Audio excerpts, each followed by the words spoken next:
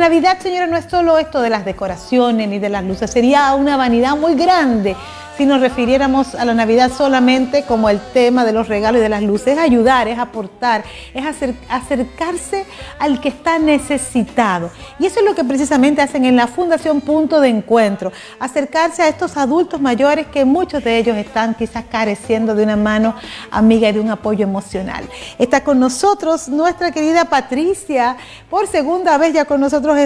Es muy grato verte, Patricia Águila, compartiendo con nosotros acerca de esta fundación. Punto de Encuentro. Oh, buenos días. Hola, ¿cómo estás? Buenos días. Qué gusto tenerte con nosotros. Ustedes como Punto de Encuentro, ¿están realizando alguna actividad especial ahora con los adultos mayores para esta época?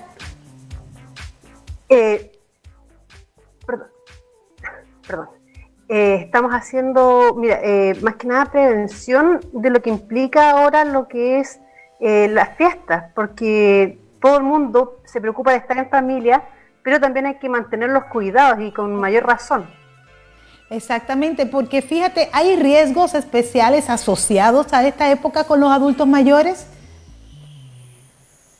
Más que nada es que la gente en esta época, y sobre todo acá que hemos estado más relajados, ¿cierto? La gente se empezó a juntar, empezó a volver buen tiempo, claro. Empezamos a hacer asados. Llevamos tanto tiempo de pandemia que la gente empezó como a juntarse, empezaron a salir a los malls, a distintas partes, y claro, las medidas se han ido un poco relajando, exactamente. Entonces, ¿qué pasa? Que como nos vemos muchas veces, muy frecuentemente con gente con la que estamos trabajando más en el día a día, pensamos que no nos vamos a contagiar o que a lo mejor, no sé, como lo vemos más a menudo, tenemos los mismos bichos, pero eso no implica, porque si yo me junto con alguien y después me junto con otra persona que veo todos los días, voy transfiriendo, ¿cierto?, estos microbios por distintas partes. Entonces siempre tenemos que mantener cuidado, sobre todo con los adultos mayores, que son personas que son de mayor cuidado, ¿cierto?, porque tienen enfermedades crónicas, claro. Entonces es población de riesgo. Entonces no es la Navidad, es el tema de la pandemia lo que hace más crítica esta época, porque precisamente muchos nietos quieren irse a juntar con sus abuelos y muchos padres con sus hijos o hijos con sus padres, y esto efectivamente los pone a ellos en mayor posición de riesgo. Lo que pasa es que hay dos puntos. Por un lado está, claro, lo que implica la pandemia y los riesgos de que los adultos mayores se enfermen. Pero por otro lado también tenemos a los adultos mayores que viven solos, ¿cierto? Que son adultos mayores que o no tienen familia o están más aislados, ¿cierto? O con este asunto de la pandemia, además ya están con un ánimo más deprimido. Sí, Entonces, por otro lado, siempre esta fecha produce que las personas que están solas, que están más aisladas, de por sí se depriman un poco más, ¿cierto? Sí. Entonces, ¿qué pasa? Que los adultos mayores que ya han estado durante todo este tiempo, ¿cierto?, solos, que a lo mejor todavía se han mantenido distantes porque han mantenido el resguardo para no enfermarse, además estas fechas les recuerda que están más solitarios. Sí. Entonces, por un lado tenemos la lógica, ¿cierto?, de lo que implica a las personas que son solitarias, que estas fechas siempre les llegan con más emoción, que se sientan a lo mejor más solos, y por otro lado tenemos aquellos que son con toda su familia, con toda su gente, y que corren más riesgos de enfermarse. Tenemos los dos polos opuestos. ¿Cómo lo están enfrentando ustedes? ¿Qué están recomendando a las familias que tengan adultos mayores? Que efectivamente tenemos dos lados y los dos son intensos. El riesgo de contagio, pero también el riesgo de que emocionalmente entren en una depresión incurable. ¿Cuáles son las recomendaciones? Por un lado, tenemos que pedirle, más que nada, ¿sabes qué? Yo creo que esto es una cosa que tiene que ser, por un lado, la familia, que tiene que preocuparse, o los vecinos, o los amigos, y por otro lado, también el mismo adulto mayor. O sea, yo tengo que asumir de que yo tengo que autocuidarme, y eso implica varias cosas. Por un lado, si yo estoy solo y no tengo mucha gente, o no tengo mis hijos en este minuto acá conmigo, yo me puedo preocupar de llamar a las personas, ¿cierto? Hoy en día, gracias a Dios, existen los celulares, que tienen las videollamadas, que tienen distintas cosas, y uno puede conversar viendo al otro, y así no se siente tan solo, ¿cierto? Uno podría preparar a lo mejor justo para ese día una videollamada, si estamos en casas distintas, y poder comunicarnos y compartir ese tiempo, que a lo mejor no va a ser de tocarnos, ¿cierto?, de no estar juntos al lado del otro, pero sí podemos estar en el mismo sentir, en un mismo espíritu, ¿cierto? Compartiendo, así como muchas iglesias van a hacer su actividad en Navidad, por ejemplo, y van a tener ese momento, también aprovechar esas instancias de estar con la familia, ¿cierto? Y también hacer estas videollamadas para poder estar junto con el otro, con los nietos, con los sobrinos, a lo mejor con algún vecino, a lo mejor si uno sabe de alguna persona que está sola, también tratar de incluirlo. O sea, esto es una cosa que uno puede hacer y en el fondo hoy en día incluso hasta es más fácil con la tecnología que tenemos. Claro, ese es un tema importante. Yo creo que la tecnología de la que tanto nos quejamos en alguna oportunidad nos ha venido a dar una gran mano de ayuda, una gran mano amiga. A ver, en el sentido de que tenemos tú, bien como dices, adultos mayores que son autovalentes, pero tenemos otros que no son autovalentes, algunos que están incluso en hogares. Donde los llevamos para que los cuiden allí. ¿Alguna recomendación específica para los padres que tienen, los hijos que tienen a sus padres en hogares donde en este momento también se ha prohibido la visita? Sí, lo que pasa es que tienes que pensar lo mismo, que en el fondo están con muchas más precauciones, ¿cierto? Por lo mismo que implica que la gente está yendo a los malls a comprar, ¿cierto? Es una cantidad de gente que es impresionante, horrorosa. ¿cierto? Sí. Horrorosa, que uno podría igual comprar online y después solamente pasar a retirar o evitar esta congestión, la gente igual está junta. Entonces, evitar en el fondo estas aglomeraciones, tratar de evitarlas, tener las medidas de precaución de uno, no contagiar al otro, porque si yo me contagio, a lo mejor no me voy a contagiar ahora, ¿cierto? Pero los bichos los voy a tener igual dentro y voy a ser un foco infeccioso. Entonces, claro, aunque yo diga no tengo los síntomas, igual puedo estar contagiando. O sea, siempre hay que pensar que tenemos esta ventana, ¿cierto? Que son de los 14 días que uno todavía no sabe si tiene o no tiene la enfermedad. Entonces, por un lado está eso. Por otro lado, los hijos que tienen a papás que están adentro de los centros pueden, como les decía, dependiendo si es que el papá sabe o maneja la tecnología o han podido aprender, hacer estas conexiones que son a través de lo que son los medios que existen hoy en día, ¿cierto? Los teléfonos, las tablets y estas cosas. Pero por otro lado, claro, también saber que dentro de los mismos centros en algunos están preparando también de alguna forma de celebrar la Navidad con los adultos mayores. O sea, tener esa precaución, poder ir a verlos el día antes o el día después de Navidad. No implica que tenga que ser justo la noche, justo el momento, y uno puede igual hacerse presente. Entonces es importante demostrar el cariño, buscar otras formas, que no necesariamente es a través de los regalos, que no es a través de eso, sino que es el estar con el otro, compartir con el otro. Mira, ¿sabes qué? Hace unos días... Hemos olvidado un poco ¿Olvidar qué? Hemos olvidado un poco el sentido de lo que es la Navidad, que es el compartir, de estar con la familia. Te decía que a propósito de lo que acabas de decir, vi hace unos días una familia que se inventó una especie de cortina y tenían a los abuelitos de un lado y ellos del otro y pegaron brazos de plástico a las cortinas y a través de estas cortinas de plástico pudieron abrazarse sin tener contacto directamente físico con todo esto al frente, y se apurrucharon así porque metían los brazos a través de unas mangas.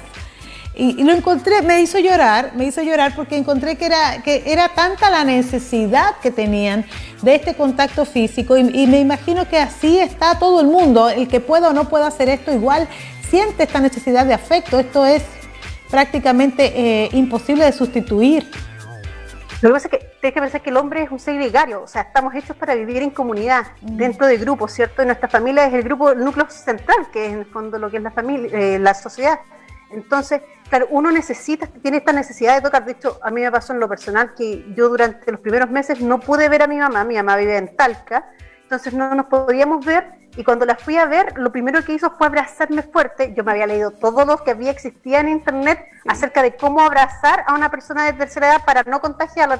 Te decían que uno tenía que abrazarlo desde la espalda para que no te quedara la boca o el aire, en el fondo la respiración de uno frente a la otra persona. Entonces, claro, le dije, no, o sea, ¿para qué? Para tener las precauciones, porque por más que uno tenga la mascarilla, igual uno tiene que tener la precaución, pero no siempre las mascarillas de tela, ¿cierto?, son las más adecuadas para que no, o tienen los filtros adecuados, las 3 capas que piden.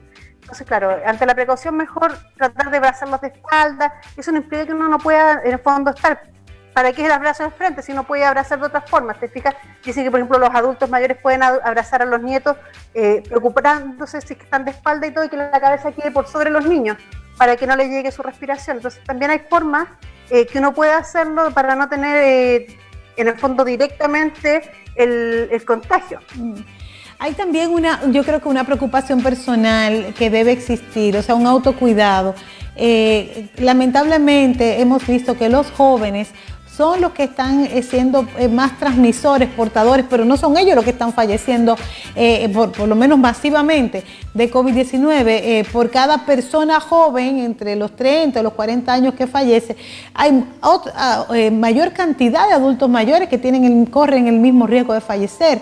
Y no veo este nivel de responsabilidad en ellos. ¿Algún llamado para estos muchachos que se van de carrete, que se van a hacer fiesta y después quieren ir a saludar a los abuelos? ¿Sabes lo que pasa? Es que yo creo que acá, bueno, hay un problema de formación de los papás hacia los hijos. En el fondo, si tú piensas, esos jóvenes que te dices tú que se van a los carretes, que no tienen los cuidados, también no han sido enseñados para que tengan las precauciones. Por ejemplo, yo vi varias partes donde los niños están yendo a los colegios, los más pequeños, y los niños se mantienen con la mascarilla todo el tiempo que están en clase. Mi mismo hijo, yo lo veía en el colegio y estaba todo el rato con la mascarilla y invitó a un amigo a la casa y el amigo estuvo todo el día con la mascarilla mientras estuvo acá en mi casa. Entonces tú dices, tienen una conciencia que incluso nosotros como adultos no tenemos, porque resulta que si yo me junto con mi cuñado, con mi familia, uno tiende a sacarse la mascarilla y se pone a conversar y dice, no, con los 2 metros de distancia basta. Pero los niños no, los niños tú les dices que tienen que usar la mascarilla y ellos se quedan con la mascarilla. Ahora, los adolescentes, como son desafiantes de por sí, claro, y estamos en, digamos, la parte la etapa de la vida que uno es más egocéntrico, ¿cierto? Y uno se siente como todopoderoso, entonces, claro, los jóvenes se sacan la mascarilla y dicen, total, a mí no me va a pasar nada, soy joven. Y por eso mismo no tienen esa precaución, ¿cierto? Y en el carrete, claro, están tomando cerveza, comiendo algo, entonces, claro, no están con las precauciones. Pero sí saber que a lo mejor, claro, yo no voy a manifestar la enfermedad, pero tengo un papá, una mamá, tengo hermanos chicos, a lo mejor tengo abuelos a los que sí puedo contagiar.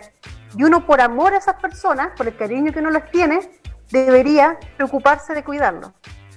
Efectivamente, esa es la única forma de protegerlos, cuidándonos nosotros mismos, porque está demostrado también, según diferentes asociaciones médicas, creo que los médicos están todos en consenso en este momento, de que la gente, el mayor foco de contagio no se está produciendo necesariamente fuera de la casa, sino intrahogar. O sea, en esa reunión donde usted cree que porque es el tío, porque es el primo, porque es el abuelo, porque es el niño, no están contagiados y como que se relajan dentro de estas reuniones y se reúnen y se abrazan y se quitan la mascarilla y comienzan a conversar porque es mi tío, no puede estar contagiado. Exactamente, esa que la gente piensa que porque hay un nivel como de cariño, un nivel de cercanía, existe un lazo, como que los microbios, que es cierto, no se traspasaran. Y por el contrario, claro, tenemos desconfianza de aquel que no conocemos, entonces me pongo la mascarilla porque yo no conozco a esa persona. Pero esto no se trata de confianzas, sino que es, yo no sé si mi tío se juntó con un asado con sus amigos hace 5 días y el amigo sí está cierto contagiado. Entonces no es una cosa de porque lo quiero y existe un cariño, cierto, o sea, la persona con la que estoy me puedo desligar de usar la mascarilla, cierto, puedo bajar un poco mis defensas del autocuidado, sino que por el contrario, siempre tengo que tenerlas porque mi pariente, cierto, mi familiar o mi amigo podría ser portador del COVID sin necesariamente saberlo. No es que uno quiera andar contagiando, ¿cierto? Nadie quiere contagiar al resto. Pero por lo mismo, la medida que tiene que hacer acá es autocuidado. Exactamente, es la única manera como podemos apoyar y ayudar a nuestros adultos mayores.